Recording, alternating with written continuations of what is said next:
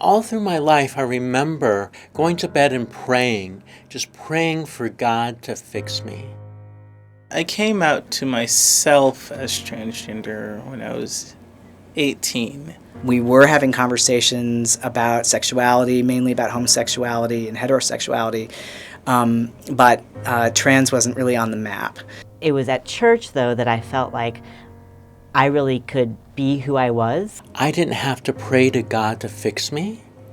I just had to realize that I was made perfectly in my mother's womb.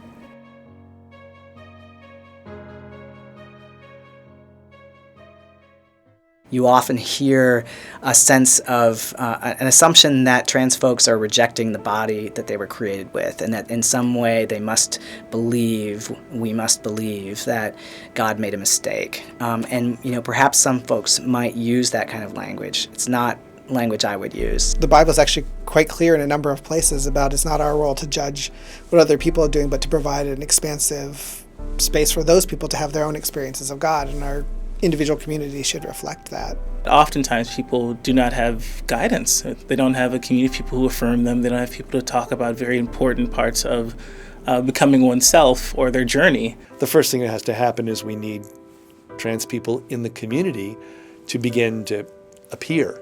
And the only way they appear is where pragmatic room is made for them. When our churches or religious communities are well versed in the experiences of LGBT people, when they believe in a God that affirms LGBT people, that person is able to say from the perspective of their faith that they belong to a faith community that affirms LGBT people, and it helps change the narrative both in families and I think in our communities. There are things that we really should be working for and helping each other as human beings rather than judging each other on how we dress or how we present ourselves to each other or who we love and who we marry. If it's religious texts that are supporting our willful blindness, then we need religion to help us undo that blindness. Our tradition offers us life-giving resources, ways in which we can view ourselves, understand ourselves, and come into ourselves and grow. And that needs to be known.